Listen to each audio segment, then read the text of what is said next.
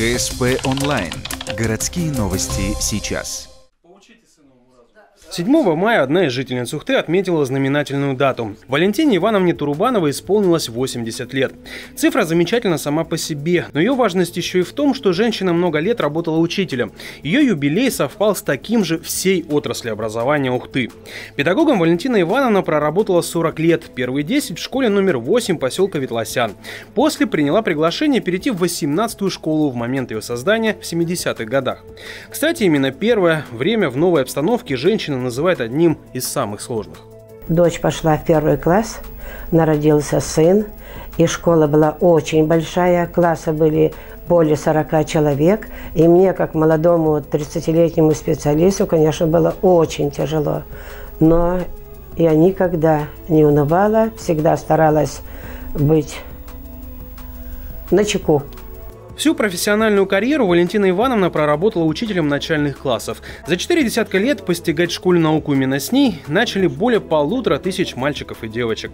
Сама женщина говорит, что любимчиков у нее, как правило, не было, но тянулись больше, что называется, хулиганы. Валентина Ивановна вырастила сына и дочь. Педагогическая наука прочно обосновалась и дома. Она до сих пор, мама, меня воспитывает. Мне уже 50. Было вот в этом году, да, и вот она до сих пор меня воспитывает. И от этого никуда не уйти. Успешно? Вы знаете, наверное, да. Я стараюсь, конечно, там уже возникать, что-то там учить ее, но она говорит, меня нечего учить, я сама вылечу кого хочешь. Валентина Ивановна признается, что мысли стать предметником были. Хотелось попробовать себя в роли географа. Но, как это часто бывает в жизни, разные обстоятельства не позволили этому случиться.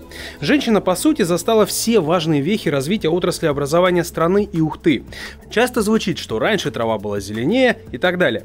Что опытный учитель думает о современной школе? На современном этапе, мне кажется, что образование продвинулось далеко вперед.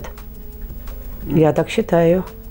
И все-таки, и глядя на молодежь, нельзя сказать, что что-то такое сверхъестественное. Молодые люди, я считаю, что тоже порядочные и воспитанные. В середине 80-х Валентине Ивановне присвоили звание ветеран труда и отличник народного образования. Есть и множество других наград. Бывшие ученики часто навещают. На заслуженный отдых женщина ушла только с 3-й попытки в 2003 году. У Валентины Ивановны 2 детей, 4 внука и уже есть 2 правнучки.